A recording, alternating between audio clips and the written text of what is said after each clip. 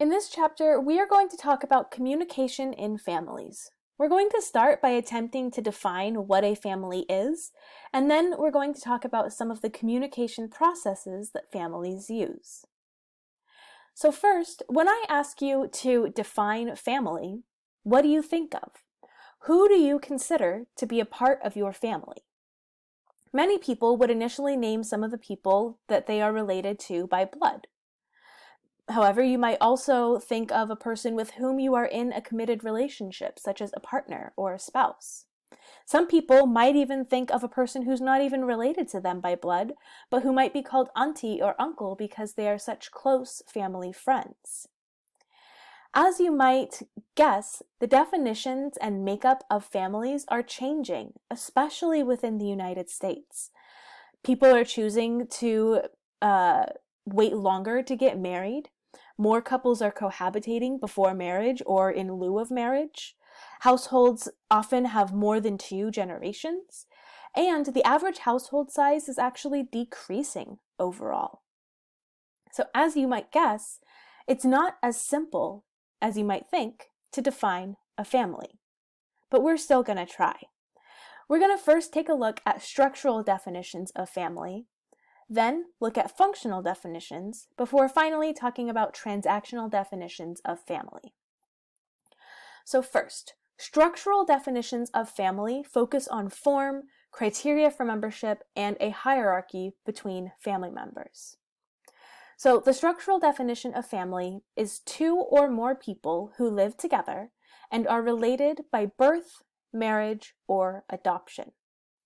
This can include a father and son, 2 cousins, a brother and sister, etc., as long as they are all living under the same roof. This does not, however, include a single person living alone, a single person living with non-related friends, or even a couple who chooses not to marry or who are legally not able to get married.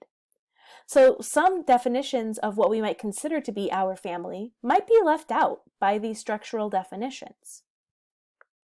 We can get even more specific with these structural definitions. We can look at the family of origin and the family of orientation. Our family of origin refers to relatives that are connected to us by blood or other legal bonds such as marriage or adoption. This includes our parents, grandparents, siblings, aunts, uncles, nieces, nephews, etc. Our family of orientation, on the other hand, refers to people who simply share a household. They might be connected by blood or legal status, or they might be simply acting or living as though they are connected to each other. This is, however, limited to people who share the same household and represent some kind of family makeup. So there's lots of different types of families that might fall under this definition. We can have nuclear families, binuclear families, single-parent families, and step families. A nuclear family includes 2 heterosexual married parents and 1 or more children.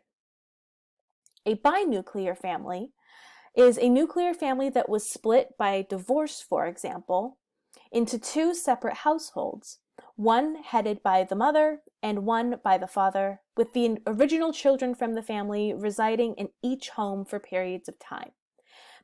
Some people call this practice co-parenting. A single-parent family includes a mother or a father who may or may not have been previously married with 1 or more children. And a step family includes a heterosexual couple who lives together with children from a previous relationship. Now, you might have picked up on the fact that all of these definitions that I just gave for nuclear, binuclear, single parent, and step families were all very heteronormative. They all assumed that a nuclear family is going to have 2 heterosexual married parents, or that the relationship between the adults was heterosexual in some way.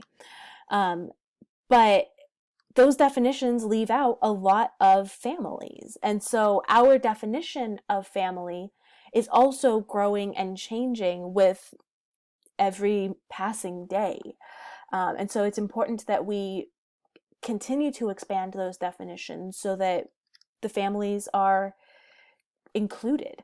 And we kind of have to ask ourselves, is it more important that the structure of a family matches some kind of definition, or should we attempt to define the family based on the behavior of the people or the quality of their interpersonal interactions? And that's where these alternative definitions of family come in. So we might choose to define family by functional terms. If we use a functional definition of family, we focus on tasks or interactions within the family unit. Specifically, we look to behaviors like emotional and financial support and count those as more important interpersonal indicators of a family-like connection than simple biology. And so anyone who fulfills the typical tasks present in families could be considered a family under this definition. Within this functional definition, we can have nurturing family members and socializing family members.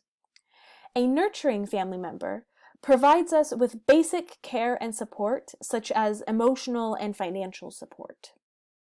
Whereas a socializing family member teaches the children within the family how to do things like speak, read, and socialize with other people.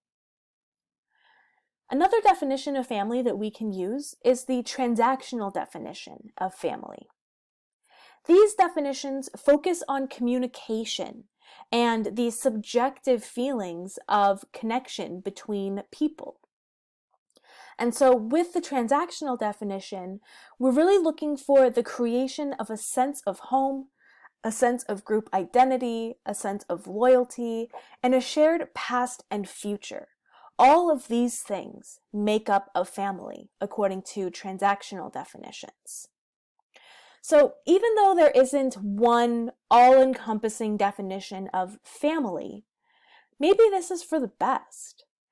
Given that family is often a combination of structural, functional, and communicative elements, it might warrant multiple definitions in order for us to be able to capture the beautiful complexity of what family can mean to us.